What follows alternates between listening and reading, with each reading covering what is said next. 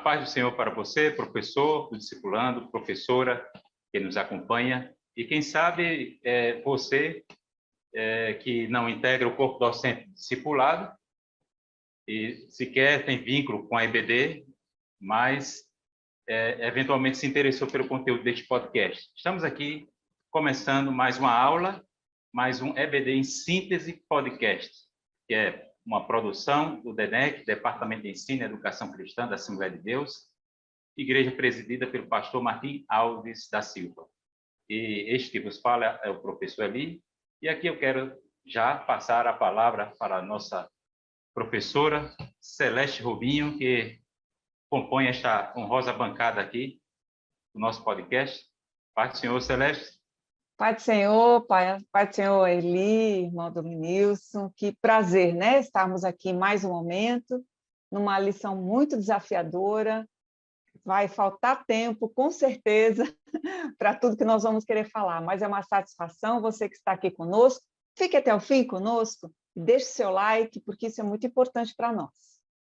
Obrigado, professora Celeste. Professor Douglas Nilson Moraes, a paz do Senhor.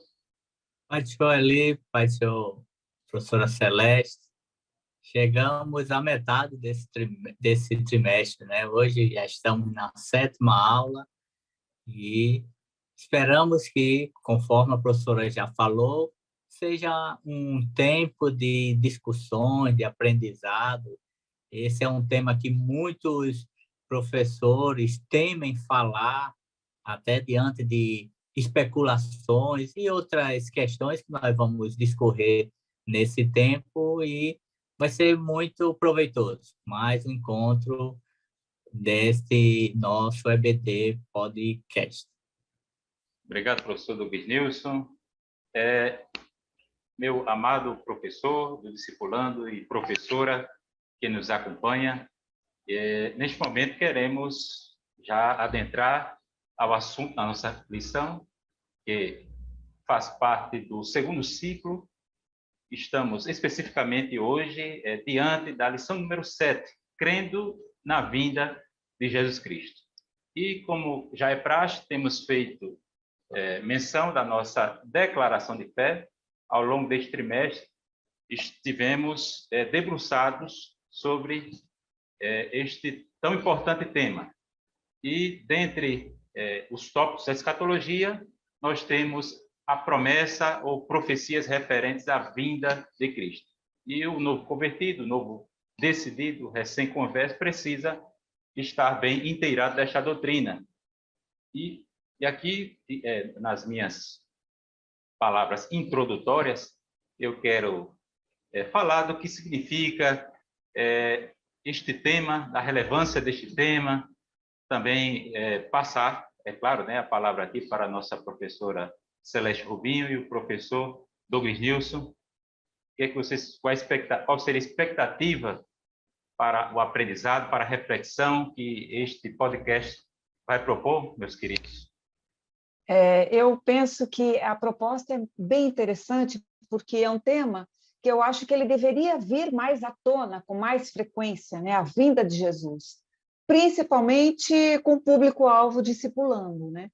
Porque, por exemplo, eu vim de uma religião tradicional, isso há 22 anos atrás, mas a volta de Cristo era uma novidade para mim. Quando eu cheguei no primeiro dia de aula, que me deparei com esse tema, eu pensei, como assim ele volta, né? Então, é um tema que nós devemos trabalhar, lembrar e relembrar e discutir, porque ele é o centro de tudo. É tipo, eu ousaria dizer assim, que será o último capítulo da humanidade, né? A volta de Jesus Cristo. E é uma doutrina gloriosa que a gente tem que trabalhar com muito afinco, embora ela seja extremamente desafiadora, né? Porque falar de uma forma escatológica para um público tão sensível, tão iniciante, tem que ter muita cautela, né? Eu penso... E principalmente, professores, que diante do contexto que nós vivemos, né, em que cada vez as pessoas têm um olhar muito para esta vida, né? E como Paulo, escrevendo aos Coríntios, ele diz, se nós esperarmos somente nessa vida, esperarmos em Cristo somente nessa vida, nós somos os mais miseráveis. Então, falar sobre este evento, sobre a certeza deste evento, ele é por demais importante porque ele gera esperança. A volta de Cristo, ele jamais pode gerar medo, insegurança, temor nos corações dos salvos em Cristo. Ele gera esperança, gera expectativa, gera necessidade, desejo de estar com o Senhor, que era isso que gerava no coração da igreja primitiva, quando aqueles homens ouviam falar que Jesus iria voltar a qualquer instante. Alguns abriam mão de bens, de questões desta vida, porque para eles, ali, amanhã, no próximo final de semana, hoje já, Jesus iria voltar. Então, nós precisamos resgatar esse valor, esta certeza nos corações dos nossos ouvintes, dos nossos alunos, nossos discipulandos. Meus queridos, temos falado sobre a relevância, temos estabelecido aqui a relevância desse tópico para os nossos dias. Inicialmente, eu poderia dizer que o que se representa, como poderíamos definir a vinda de Cristo? Assim, a grosso modo, podemos dizer que a vinda de Cristo significa ou representa a nossa união definitiva com Cristo. A união definitiva da noiva com o seu noivo, né? Então, o que é? Significa isso. A consumação da nossa salvação. Mas para que Jesus viria? Jesus virá para reinar. Então, eu toquei aqui em 3 questões. O que é? O que significa e para quê?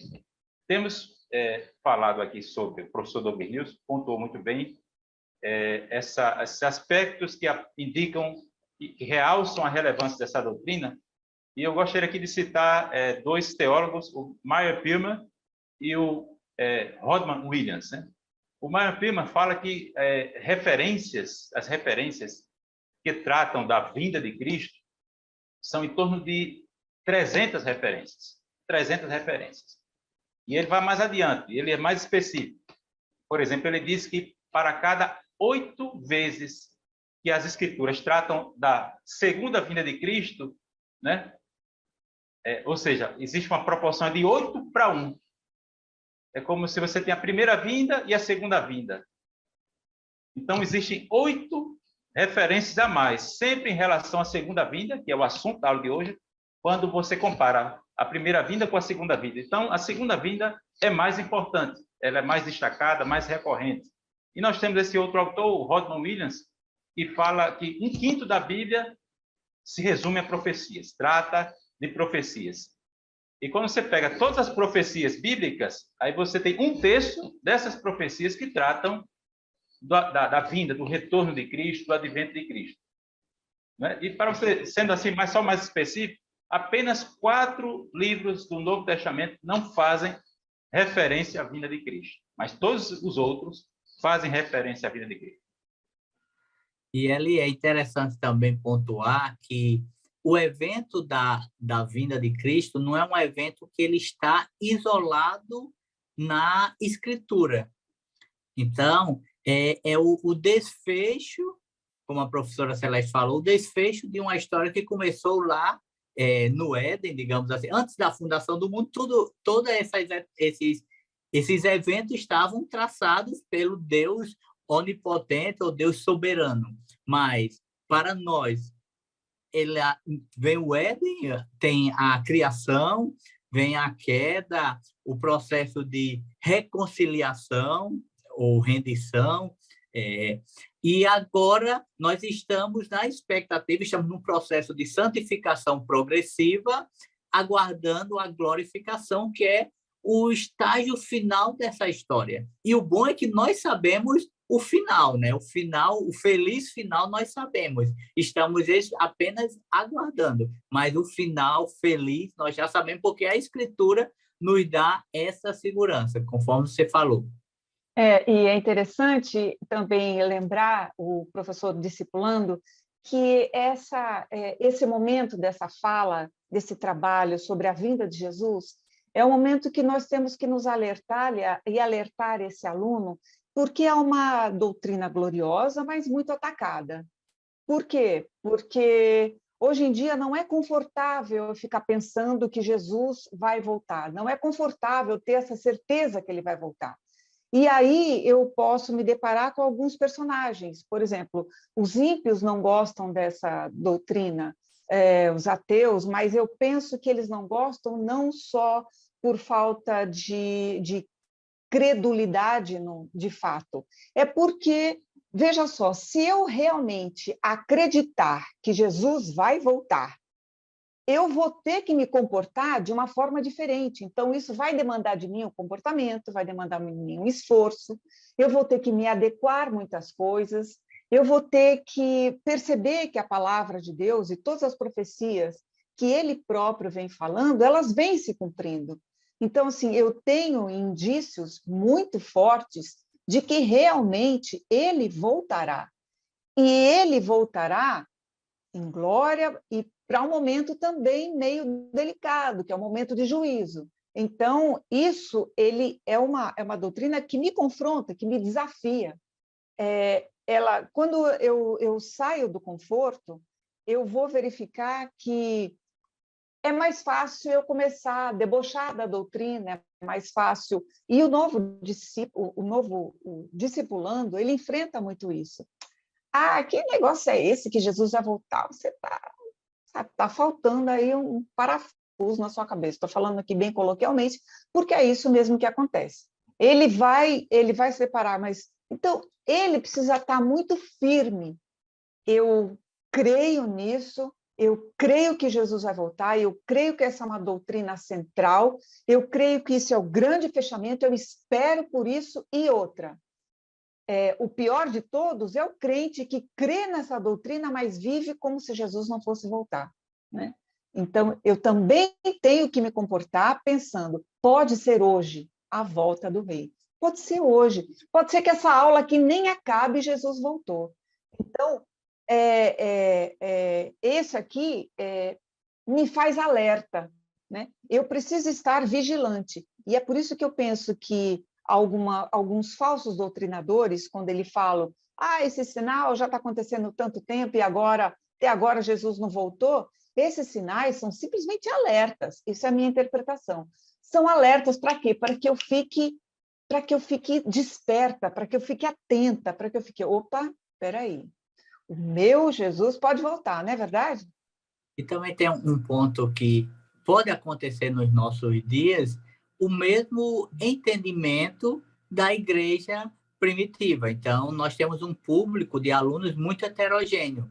Pode acontecer de algum novo convertido e aceitou a Cristo e começa a ler a Bíblia e vendo a história da igreja primitiva, das primeiras formações congregacionais, pode achar ele não está errado em crer que Jesus vai voltar agora, porque esse deve ser o nosso entendimento. Mas isso não pode levá-lo a tomar decisões precipitadas, que isso envolve trabalho, envolve outras questões que nós precisamos estar bem solidificados, porque senão esse novo convertido ele pode ter alguns problemas na caminhada. Nós precisamos sim crer que Jesus vai voltar agora, mas nós não podemos ficar com os braços cruzados entendendo, não, ele vai voltar agora, não preciso fazer mais nada. A vida, eu vou esperar Jesus voltar ativamente, na igreja, no meu trabalho, glorificando ao Senhor, fazendo aquilo que chega às minhas mãos,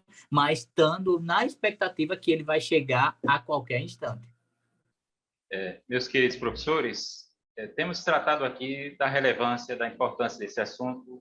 A pergunta pela relevância acerca da volta de Cristo, da vinda de Cristo, passa por uma boa definição, ou seja, o que significa a volta de Cristo, a vinda de Cristo, para que Jesus virá, exatamente. E temos também falado sobre os abundantes textos que tratam disso, né? O lugar que esses textos ocupam nas Escrituras é um lugar considerável. Temos também enfatizado a questão da certeza, da confiança, né? E eu gostaria só de enfatizar aqui algumas referências. Porque eu devo ter certeza que Cristo voltará. Primeiro, ele mesmo disse que voltaria. Ele disse em João, no Evangelho de João, capítulo 14. Não se turbe o vosso coração, credes em Deus, crede também em mim. Na casa do meu pai há muitas moradas. Se não fosse assim, eu vos teria dito, vou preparar lugar. E se eu for, e quando eu for, dependendo da versão, e vos preparar lugar, virei outra vez e vos levarei para mim mesmo. Então, Jesus disse que voltaria. Os anjos disseram, de acordo com Atos, capítulo 1, que Jesus voltaria, né?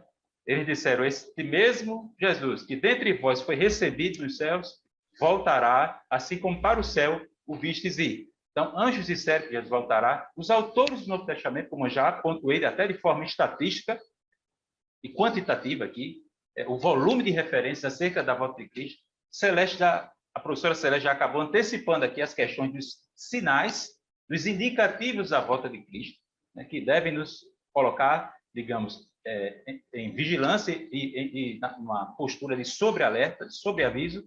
E também temos o testemunho da ceia. Porque anunciais, né, todas as vezes que comeis este pão e bebeis este cálice, 1 Coríntios capítulo 11, anunciais a morte do Senhor até que ele venha. Quem colocou dessa forma, nesses termos, essa questão da certeza da volta de Cristo foi o pastor Antônio Gilberto. Antônio Gilberto. E ali... Pois não, professor Domingo. Pode falar, Celeste. Não, eu queria só complementar as referências, né, que ele estava falando. A vinda dele também será pessoal, que isso também está escrito, né, em Atos, capítulo 1, do versículo 9 a 11. A sua vinda será visível, que também nós temos referência, né, Apocalipse, capítulo 1, versículo 7. Ela será audível, né? É interessante, ele vai pegando os sentidos do ser humano e vai escrevendo isso para que a gente tenha certeza. Em Mateus 24, 31, sua vinda será repentina, né? O Mateus fala isso no capítulo 24, 27. Sua vinda será inesperada, eu acho isso fantástico, né? Nós não sabemos o tempo, a hora, e sua vinda será inescapável. Ninguém vai poder dizer, não, eu não sabia, eu não vi, não escutei, não. É inescapável. Todo olho verá, todo ouvido ouvirá, enfim. E sua vinda será gloriosa. Então, são referências para complementar aquilo que o professor Eli muito bem estava falando, que está escrito, né? E o que está escrito não dá. Pois não, professor Domingos. E ali é interessante que em todo esse cenário, né, que você apresenta, havia sentimento de tristeza. Então, quando Jesus diz para os discípulos, não se turbe, eu vou voltar, eles estavam tristes diante do relato que Jesus tinha dito que estava chegando a hora. Lá em Coríntios, de igual modo, na Epístola aos Tessalonicenses, também eles estavam ali numa situação de desesperança, porque se perguntava, e aqueles que morreram? Se Jesus vai vir por esses dias, aqueles que morreram, o que vai ser dessas pessoas? Eles perderam? Então, o evento da volta de Cristo, ele encontra corações tristes também, lá em Atos, quando os anjos anunciam, ele encontra corações entristecidos e vem uma mensagem de esperança para trazer alegria, expectativa aos corações, aos ouvintes. E, de igual modo, aos nossos dias, porque quando nós olhamos para o cenário mundial, é um cenário caótico, um cenário de, muitas vezes, de desespero. Você vê, cada dia vão surgindo novas dificuldades, novas adversidades, e as pessoas podem, olhando para as questões desta vida, entrar num momento de tristeza. Como é que Jesus disse que voltava? Entre a questão do mal, Jesus não está vendo isso, Deus não está vendo isso, não faz nada. Então, a mensagem da volta de Cristo é uma mensagem, por demais, acalentadora aos corações em nossos tempos, porque é o evento, é o grande evento que nós estamos esperando. Nenhum evento que venha acontecer nos próximos meses ou anos se compara a este evento. Obrigado, professor Douglas Nilson. E esse aspecto aí que você destacou sobre como o mundo reage ou se porta diante dessa noção de fim do mundo, né? Como é que nós podemos colocar aqui as perguntas sobre o futuro, né? O mundo ele, digamos, se move desde utopias, projetos políticos e, digamos, verdadeiras engenharias sociais que buscam a todo custo, usando de um arrobo unfanista, implantar uma espécie de reino aqui, né? De paraíso, né? Uma espécie de instauração de paraíso, né? E eles prometem, né? O que eu gostaria de dizer com isso aqui, movimentos utopistas, né? Eles se apoiam em utopias e, na verdade, essas utopias acabam se revelando em distópicas, ou seja, um tanto quanto trágicas. Por quê? Porque quem vai... todos os reinos deste mundo são usurpadores. Somente Cristo reinar, é o verdadeiro rei, né? De direito, mas ainda não é de fato, porque os joelhos ainda não estão dobrados diante dele. Então, nós temos esse movimento utopista, nós temos também tanto movimentos, digamos, com a visão otimista, com a natureza humana e com a possibilidade de se instaurar um reino aqui na Terra, um reino de igualdade, de justiça, para todos. E também temos uma perspectiva também um tanto quanto pessimista sobre o futuro e de desespero, como vocês já aludiram ao longo da fala de cada um, né? E a Bíblia? A Bíblia, ela revela o futuro, como já falamos, ela revela o futuro. Isso é um problema para Deus? Não, porque, primeiramente, Deus existe fora do tempo. Isso não é nenhum problema para Deus. E sim, eu estou aqui falando da Bíblia, estou salientando é importante que você, professor discípulo, saliente isso para o novo convertido. Por quê? Porque as Escrituras, ela é normativa para o crente. Ela é normativa para o crente. Por isso que nos baseamos nas Escrituras para entendermos os tempos que estamos vivendo, né? Então, a Bíblia interpreta os eventos históricos. Por quê? Porque Deus está além do tempo e do espaço. Deus está acima da história, presidindo a história, né? Então, nós temos essa crença por causa das Escrituras. Então, é importante o professor ele deixar isso muito claro. Professor Douglas, você ia falar alguma coisa?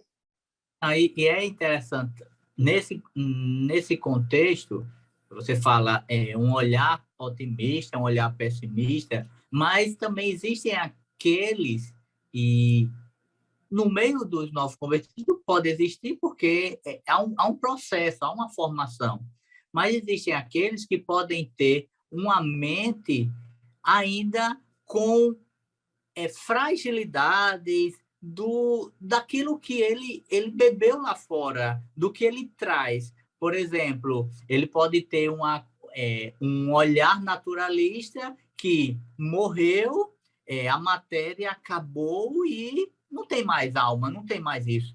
Ou um olhar universalista que, no final das contas, por mais que você passe por um processo de purificação, você vai alcançar o céu de uma forma ou de outra. Então, essas inverdades, essas heresias que pode deixar o novo convertido numa zona de conforto, é de igual modo perigoso, porque ele pode caminhar achando que tudo vai dar certo. No final, tudo vai dar certo, e não é bem assim. Aí, como você fala, a Bíblia, a norma de fé e prática, ela deve estar sempre regendo todo esse processo. O que a Bíblia diz? Não, a Bíblia não nos diz isso. Então, eu não posso seguir uma linha, uma filosofia, se é que eu posso dizer isso, algo dessa natureza, porque a Bíblia não me dá respaldo. É verdade. E aproveitando, também destacaria que quando nós estamos falando desse novo convertido que ainda, ou por um viés, ele está deslumbrado com o mundo, ou ele está equivocado com algumas informações, é bom também deixar claro que alguns exemplos do próprio Jesus, né? Porque lá em Marcos, capítulo 13, dos versículos 1 a 8, quando eles estão saindo do templo e os discípulos falam, olha que beleza, que bonito, olha as pedras, e Jesus fala, sim, olha, não vai ficar pedra sobre pedra, ou seja, Jesus não se impressionava com a glória possível deste mundo, né? Nada o impressionava. Ele, todo o tempo, ele queria transpassar isso para os seus discípulos. Olha, isto o que vocês estão vendo é belo, tem sua funcionalidade, mas isso é temporal. O que importa não é este aqui, o importa é lá, para onde vocês devem pensar, onde deve estar o seu olhar. É claro, como o professor Dorlinês falou, que o meu olhar para o futuro e a minha esperança em Cristo, né? Porque Ele é a minha esperança, em 1 Timóteo 1:1, Jesus Cristo, esperança nossa, Ele é uma esperança real. Mesmo estando o meu olhar na esperança, isso não me exime de fazer as minhas obrigações diárias, né? Eu tenho que continuar, diga ao povo que marche. Então, continue fazendo o seu melhor, da melhor forma. E outra, sempre faça tudo o que fizer como para Deus e não aos homens, né? Então, é importante você trabalhar isso, dizer, lembrar esse novo convertido que essa glória passageira desse mundo aqui, ela não significa nada. Os nossos olhos devem estar voltados para Cristo, né? Professora Celeste e o professor Dobernilson, ainda fechando esses elementos acerca de como devemos responder a essa verdade, essa crença, essa esperança do retorno de Cristo. Nós poderíamos também citar entre nós pessoas, né, que, digamos, teriam desenvolvido uma espécie de escatofobia. Já pensou? Um medo das coisas futuras. Escatofobia seria um extremo. Aí o outro extremo seria a obsessão, a escatomania, né? Já pensou você supervalorizar a doutrina da vinda de Cristo em detrimento das outras doutrinas, né? Você vai falar com a pessoa só quer falar disso, né? E tratando fazendo essa doutrina, digamos, um fim em si mesma, né? Então, precisamos ter equilíbrio, né? A professora Celeste já citou aí ateus, e eu poderia aqui acrescentar, como Pedro destaca no capítulo 3 da segunda carta, versículo 2 e diante, escarnecedores que nos últimos dias, vivendo segundo suas próprias paixões, estariam a dizer, né, onde está a promessa da sua vinda, porque desde quando os pais dormiram, as coisas permanecem como desde o princípio. Então, nós temos escárnio acerca da vinda de Cristo e poderíamos também citar indiferença, apatia, né? Apatia. Jesus mesmo falou, né? Assim como foi nos dias de Noé, ou como foram os dias de Noé. Comiam, bebiam, casavam, plantavam, edificavam, vendiam, compravam, davam-se em casamento, né? Até que veio o dilúvio e levou a todos. O que vocês poderiam acrescentar ou comentar acerca ainda dessas questões, de postura? Douglas, você ia falar alguma coisa? Nesses dois extremos que você fala, a gente pode pontuar também o seguinte: o primeiro, o medo, e isso é muito característico, principalmente o novo convertido, no início de uma caminhada, temer os eventos escatológicos. Muitas vezes porque não entende que o livro de Apocalipse ele tem simbologias e a gente precisa ter uma correta interpretação daqueles elementos para não literalizar tudo. Então, é preciso ter uma correta interpretação, e para isso o novo convertido precisa ter orientação, auxílio do professor nesse processo, mas também, quando atinge o outro lado, em que tudo termina em escatologia, é o perigo de nós sabemos que toda mensagem, toda pregação, ela deve apresentar Cristo, porque Cristo é o tema central. Mas Cristo é o tema central. Então, quando eu pego um tema de maior relevância para mim, e qualquer mensagem, qualquer fala, eu termino naquele tema, então eu estou tornando esse tema central, quando, na verdade, o tema não é central. Cristo, que é a centralidade das Escrituras. Professora Celeste? E eu queria avançar um pouco, quer dizer, lógico que estamos fazendo aqui um panorama bem aberto, né? Eu acho que na nossa conversa nós vamos acabar abordando absolutamente tudo que deve ser proposto aqui na revista, mas é interessante que, quando a revista fala os equívocos, né, concernentes à vinda de Cristo, é interessante que os próprios discípulos, quando eles perguntaram, né, para Jesus, será que isso vai acontecer agora, né? É agora que o reino de Israel vai ser restaurado? Enfim, eles demonstram ali que eles também estavam confusos, né? Esse ponto ele faz mais ou menos um equilíbrio. As perguntas do discípulo, como, quando, e a resposta de Jesus. Olha, calma, isso aqui não te pertence saber nem como ou quando, né?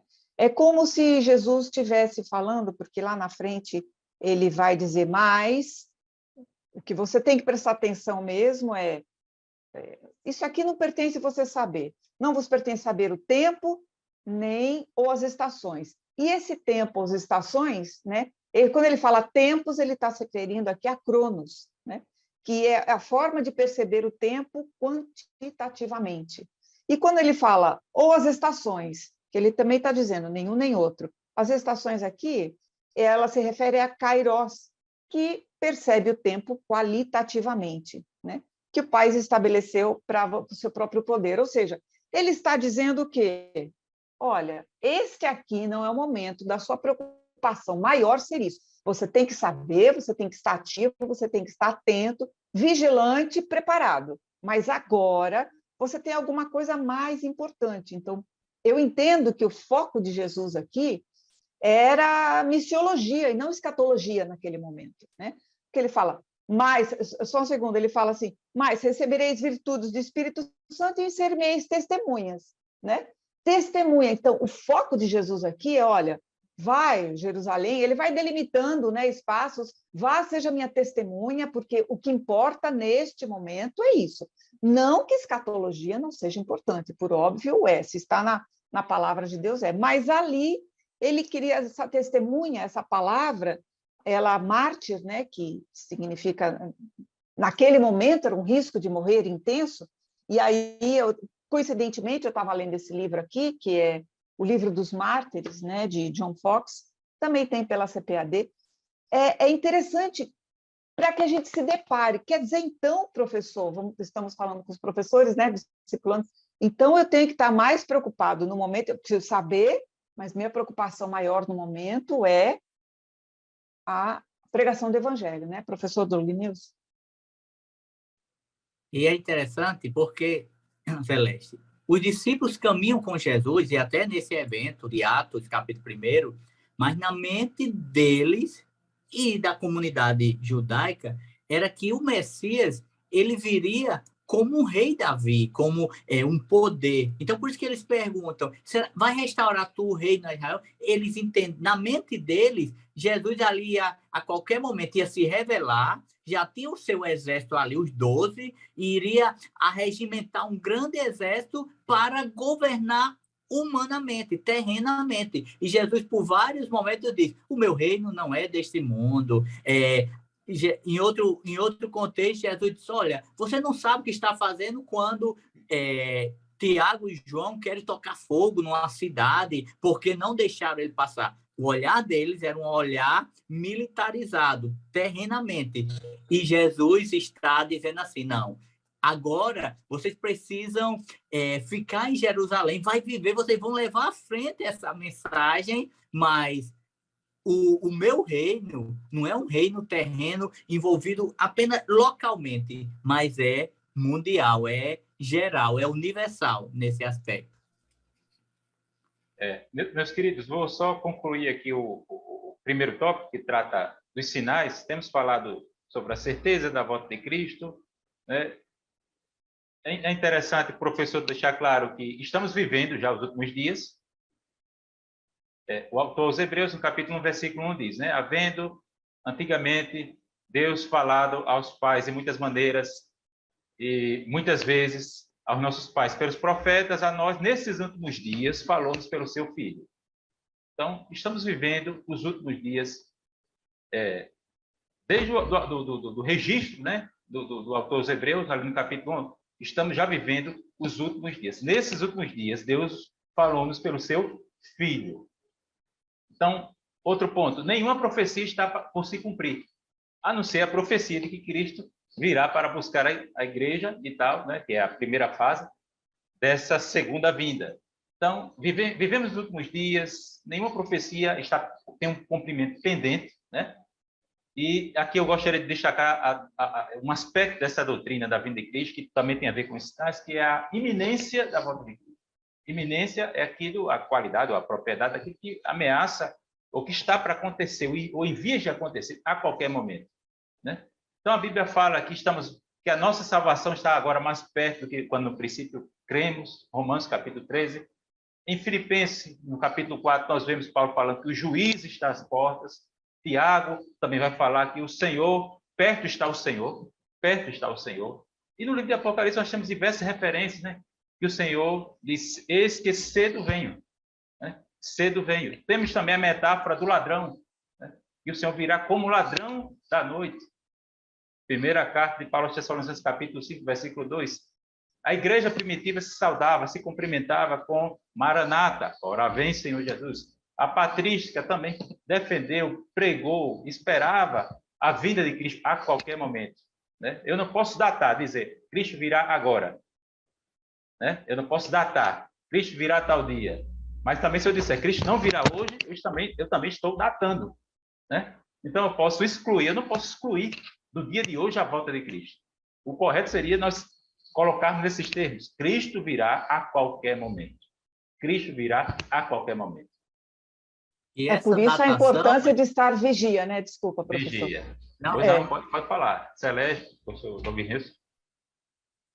E essa datação é interessante porque a própria lição vai apresentar, no segundo tópico, né, algumas personagens, digamos assim, na história do cristianismo que dataram.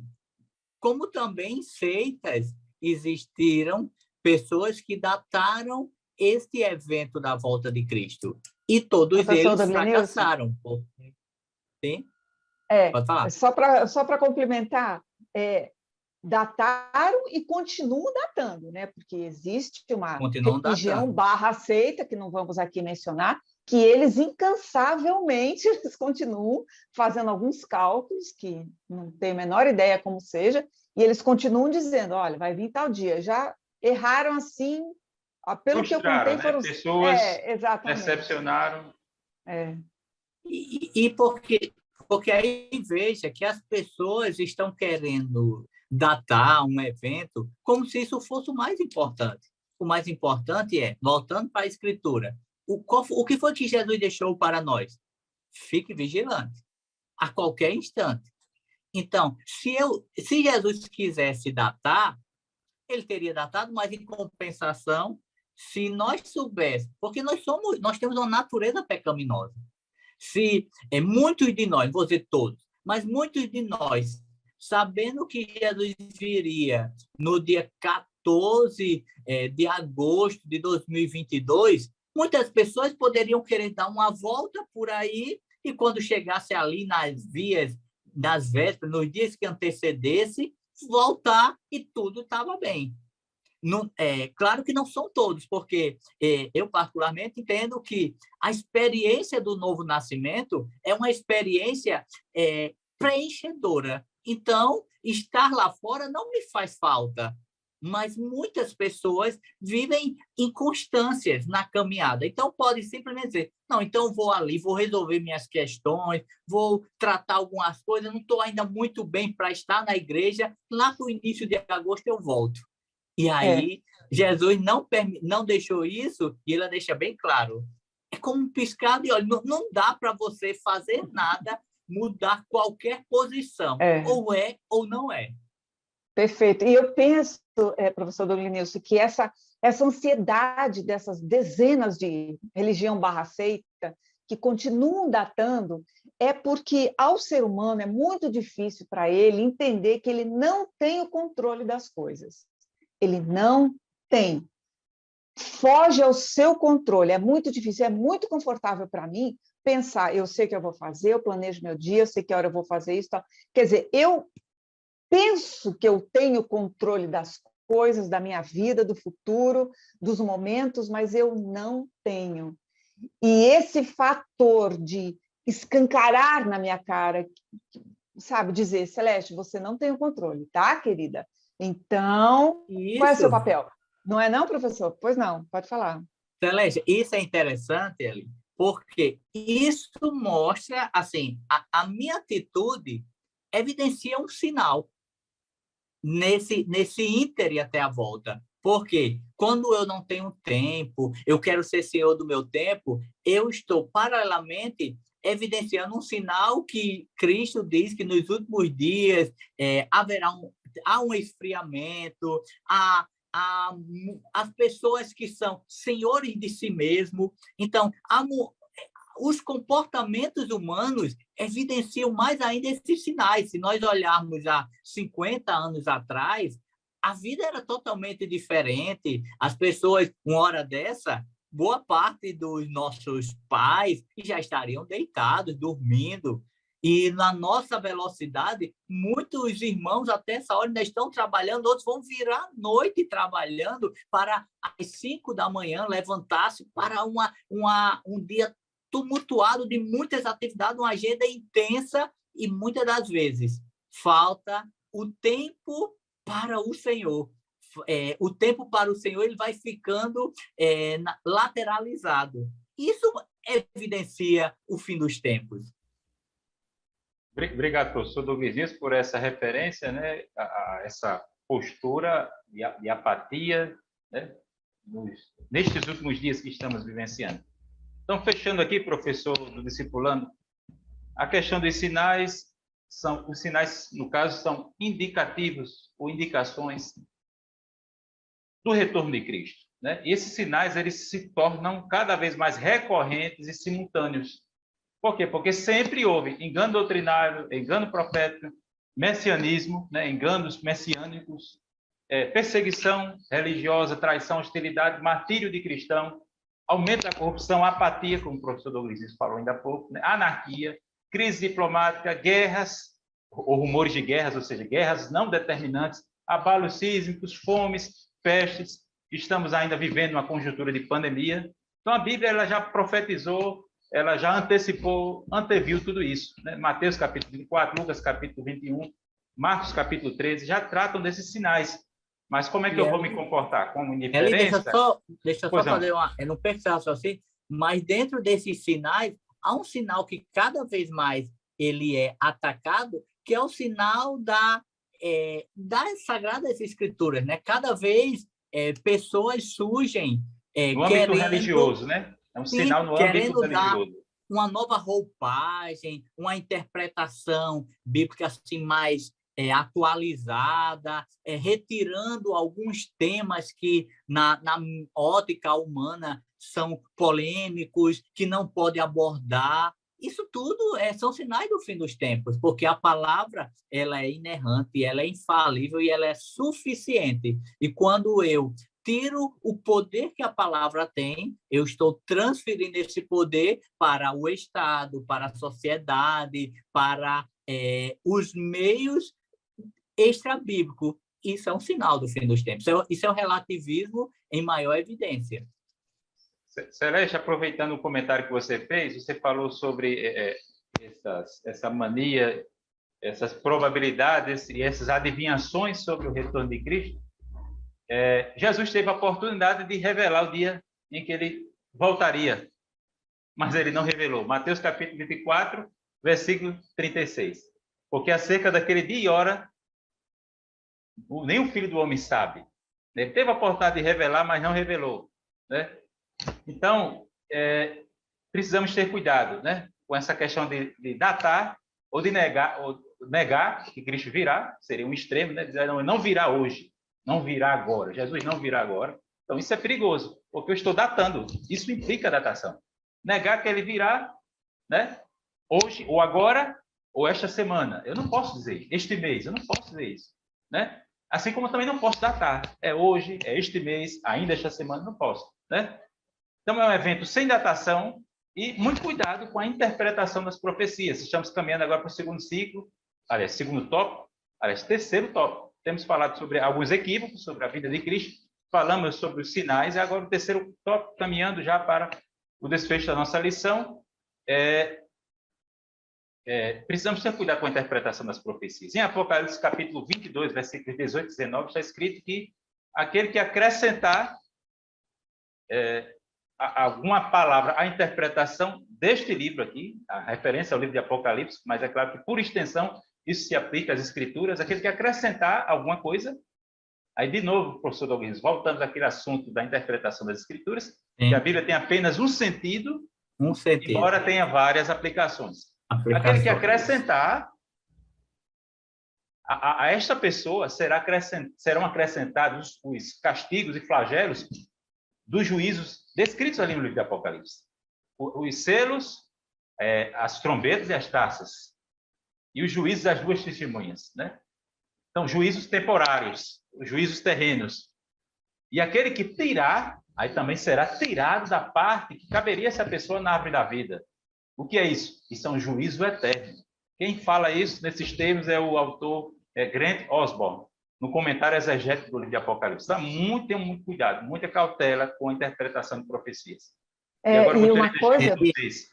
Professor, como nós já falamos, né? Nós falamos o propósito dos sinais, que nós discorremos, tal, que basicamente esteja atento, preparado, vigilante. Agora, qual o propósito dos sinais não são também, nós temos que dizer isso, como você estava iniciando aí, né?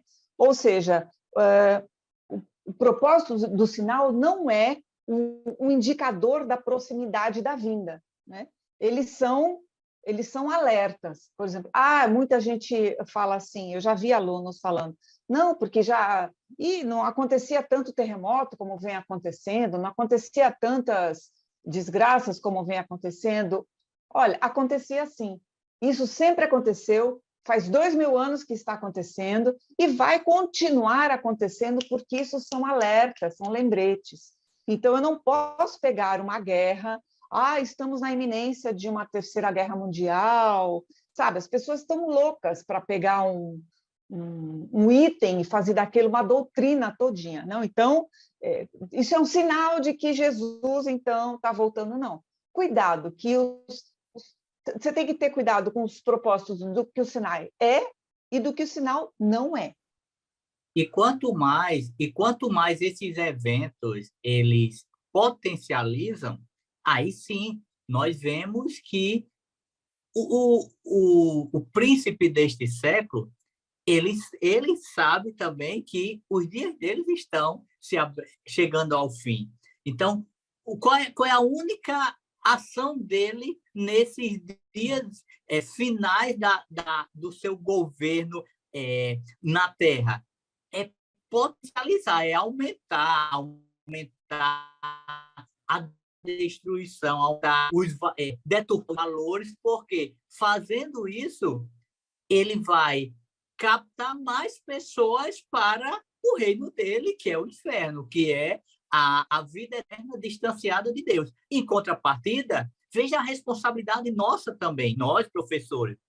Nós temos que ter uma convicção, uma solidez desses eventos, e no caso aqui da volta de Cristo, porque essa mensagem ela deve gerar esperança. Esperança para quem está no caminho, para permanecer. Deve servir, como a professora Celeste falou, de alerta para quem está fora do caminho, que ainda é tempo de entrar no caminho. E também é uma esperança para aquele que nunca entrou no caminho, mas que a porta da graça ainda está aberta. Então, essa mensagem nós precisamos, não podemos mascarar sua verdade, mas nós precisamos apresentá-la como uma mensagem de esperança, porque todos os temores, as inseguranças que permeiam a história escatológica, o evento escatológico, ele não pode ser algo meramente teológico, que alguém diz de escatologia, mas isso não gerou esperança no meu coração. Isso não aqueceu o meu coração para estar mais, buscando mais o Senhor nesse íntere da sua vida. Então, eu entendo que essa mensagem ela deve gerar esperança. E só para corroborar com o que o professor está falando, a vinda de Jesus Cristo é o evento mais importante a se realizar no calendário de Deus. Então, eu acho que esse deve ser a esperança tremenda que vê, ai, que bom, ai, Jesus vai voltar, isso me dá um alívio no coração. Ela representa a vindicação da igreja, o julgamento do mundo, a igreja será justificada diante do mundo e representa o encerramento da era presente e a inauguração do estado eterno. Isso é importante ficar claro. Agora, sem terrorismo, né? Sem apavorar esse novo convertido. Dizer, olha, há um caminho, fique em paz, há um caminho, Jesus vai voltar, mas vamos prosseguir aqui, né? E dentro evangelho, né? E dentro dessa linha, Eli, a gente já está encaminhando para o final, mas ao professor é preciso também entender uma coisa, e você foi muito feliz na sua fala introdutória, quando citou a nossa declaração de fé. Nós precisamos entender que nessa parte, nessa questão escatológica, existem várias linhas. Existem aqueles irmãos que são amilenistas, existem aqueles que, acerca do arrebatamento, nós somos pré-tribulacionistas. A nossa declaração de fé deixa isso bem claro, e nós precisamos deixar isso claro para o nosso aluno. Verdade. Mas existe os irmãos que são meso-tribulacionistas, existem aqueles que são pós-tribulacionistas, existem aqueles que entendem que a segunda vinda de Jesus ele se dará naquele aspecto de todo olho verá apenas. Nós entendemos que essa segunda vinda terá 2 momentos. Um momento para a igreja, que é o arrebatamento, que somente os salvos em Cristo terão essa experiência. Mas tem um segundo momento, quando pós esse período da grande tribulação, a igreja volta com Cristo para reinar com ele na terra. Então, esses eventos, essa sequência, a nossa declaração de fé deixa muito claro. É o calendário. A declaração de fé deixa isso muito claro. E o nosso professor ele precisa ser fiel ao nosso credo doutrinário para depois não deixar o aluno confuso, principalmente nos dias atuais, onde a internet, o acesso à informação, a várias informações, está muito fácil. Então, o professor ele precisa ser muito autêntico e muito fiel ao nosso credo, que é fundamentado nas Escrituras. Obrigado, professor Douglas. Me permitam só voltar um pouco à colocação da professora Celeste. Quando ela relacionou os sinais da vinda de Cristo, os sinais com a iminência, né? Para que ninguém, digamos, entenda de maneira equivocada, né? Os sinais, o que eu quis dizer? Qual o problema aí? É quando você isola os sinais do seu contexto, né? Ou se toma como referência um ou outro sinal para datar a vinda. Isso. O que as Escrituras tratam? Realmente os sinais são da vinda, não é de que Jesus não virá. De fato, os sinais apontam que Cristo voltará, né? Então, mas qual é a diferença? O que a gente precisa considerar aí é que esses sinais estão cada vez mais recorrentes, frequentes e simultâneos, ou seja, eles são cada vez mais concomitantes, acontecendo ao mesmo tempo. Esses sinais já aconteciam, mas eram mais infrequentes. Mas hoje não, eles são mais recorrentes. À medida que a gente avança para o final da história, esses sinais são mais recorrentes e concomitantes ou simultâneos, né? Mas são sinais da vinda de Cristo, e não de que Cristo vai demorar, né? Agora, Cristo deixou claro, né? São princípio de dores. Não é o fim ainda. São princípio, tratam-se, né? Tudo isso aí são princípios das dores, né? Agora, meus queridos, só aqui, fechando essa questão da interpretação, sobre o arrebatamento, a vinda de Cristo, em geral, é uma profecia incondicional. Né? Incondicional. Não depende de eu ser fiel ou não, ou de eu estar bem ou não com Deus, Cristo voltará. É uma profecia incondicional. Não está condicionada às pessoas crerem ou não nessa profecia. Né? Cristo voltará. Segundo, nós temos precedentes acerca do arrebatamento, né? Que é a primeira fase da segunda vinda de Cristo. Enoque, capítulo 5 de Gênesis, foi trasladado, foi o rapto, né? Foi objeto do rapto. Foi tomado, Deus o tomou para si. Nós temos Enoque, nós temos Elias, que não passou pela morte e foi elevado aos céus, né? Num redemoinho, não numa carruagem de fogo, né? E nós temos Jesus falando sobre vir nos buscar e depois sobre o retorno de Cristo com a noiva. Então, nós temos um arrebatamento. Tá certo? Eu virei outra vez e vos levarei para mim mesmo, para que onde eu estiver, estejais vós também. Então, nós seremos levados. E ficaremos para sempre no céu? Não, voltaremos. Esta é a segunda fase da segunda vinda de Cristo. Apocalipse, capítulo 21.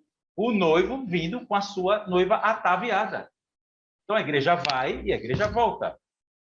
Eu me referi à primeira fase da segunda vinda e à segunda fase da segunda vinda, né? E a questão do abrir e fechar de olhos, que Paulo fala em 1 Coríntios, capítulo 15, versículo 52 e diante, ele trata, né? A palavra lá no original, na versão original, é átomo, porque no momento, no abrir e fechar de olhos, este o aspecto da invisibilidade do arrebatamento. Mas na segunda fase, segunda vinda, todo olho verá. Então, meus queridos, eu queria só fazer essa distinção entre vinda visível e vinda não visível, que é o arrebatamento da igreja. Aplicando aqui, meus queridos, e concluindo aqui para as minhas considerações finais, como é que eu poderia, eu quero aqui recomendar para o professor, qual seria o melhor desfecho que aqui eu gostaria de sugerir para o professor? Uma palavra, aspiração, desejar a vinda de Cristo. Por quê? Porque a vinda de Cristo tem a ver com a consumação da nossa salvação, ou seja, a glorificação do nosso corpo. A nossa glorificação. Glória. Entendeu? É algo a ser almejado, desejado. Tá certo? Deixa eu só acrescentar mais algumas palavras. Esperança. A restauração de todas as coisas. Por que eu não deveria cultivar essa esperança se a Bíblia me promete e me garante isso? Restauração de todas as coisas. Uma outra atitude, desapego, uma outra palavra, desapego. Jesus disse, lembrai-vos da mulher de Ló. A mulher de Ló é um anti-exemplo, né, de como você deve se portar na iminência de um juízo. Né? Lembrai-vos da mulher de Ló. Ela se apegou a Sodoma e Gomorra. Né? Então, devemos nos desapegar do mundo. Aqui eu quero me referir à questão mundana mesmo. Né? Estamos no mundo, mas não somos do mundo. Isso não quer dizer que eu vou deixar de estudar, de trabalhar, deixar de me dedicar ao casamento, etc. Né? Agora, também eu não vou fazer da profecia do arrebatamento e desenvolver um tipo de espiritualidade escapista. Ah, eu quero ir para o céu, quero ir para o céu, não vou mais ligar para as coisas aqui da terra e tal. Né? Ir para o céu. Tá certo, meus queridos? Então, mais três palavrinhas. Enquanto Jesus não vem, eu devo vigiar, devo estar apercebido, devo exercer a piedade, viver santamente, piedosamente, e devo também evangelizar e cumprir o ministério que Cristo me confiou. Né? Então, vigilância, piedade e ministério, ou seja, o exercício dos dons. Obrigado, meus queridos. Não, pode falar, Celeste. Pode falar. Não, só as considerações finais mesmo. Eu deixaria como sugestão ao professor uma pergunta, que ele fizesse uma pergunta aos seus alunos. Você gostaria, você queria, você almejaria que Jesus voltasse hoje na sua vida? Eu acho que perguntas são provocativas e são muito instrutivas, não para que ele responda, para que ele não responda, para que ele vá para casa e medite nisso, e pense nisso, e aproveite as referências da revista e as referências que os professores, que nós aqui tanto falamos, eles vão ter referências em abundância, para que ele pesquise. E ele chegue a uma conclusão. Eu gostaria que Jesus voltasse hoje, né? porque em Apocalipse 22:20 é lindo, ora vem Senhor Jesus, né? É um clamor, né? Porque é o ápice de tudo, é o grande desejo do cristão. Então, fica aqui as minhas considerações finais com a pergunta, professor. Provoque o seu aluno. E nas minhas considerações finais, certa vez em uma aula, um professor falando sobre a questão da comunicação, dos jornais, ele falaram o seguinte, que muitas vezes no Brasil, os jornais, eles têm uma técnica que se tem.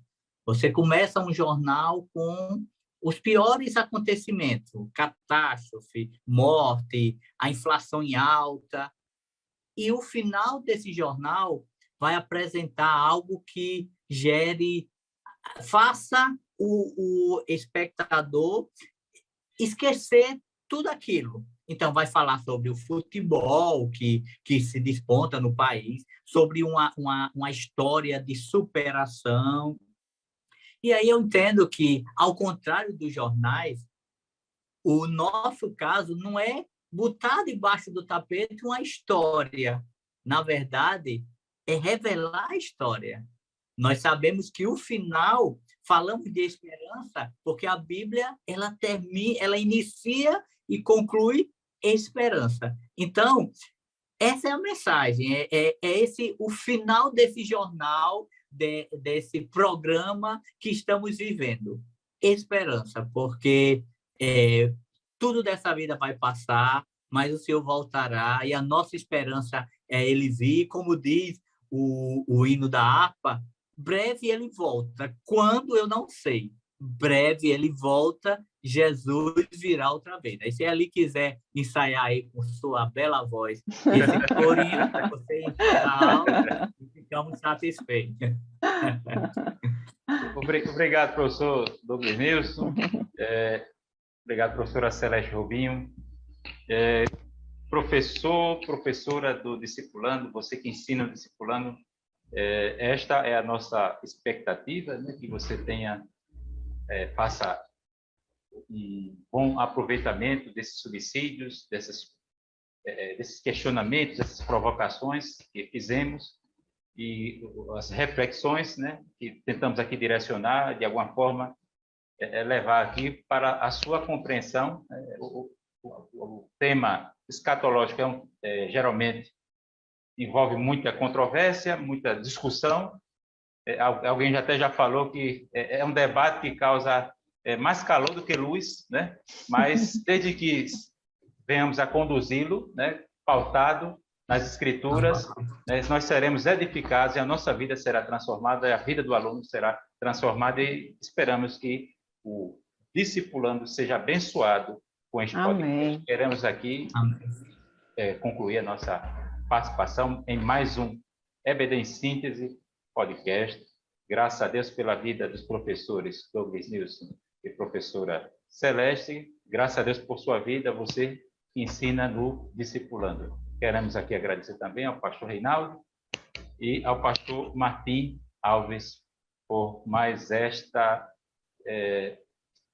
apoio, né, em confiar a nós esta missão de levar adiante uma reflexão da palavra de Deus dentro dos moldes do podcast. Obrigado a todos e a paz do Senhor. Até a próxima lição. A paz do Senhor. Até a próxima. Paz do Senhor. Até a próxima.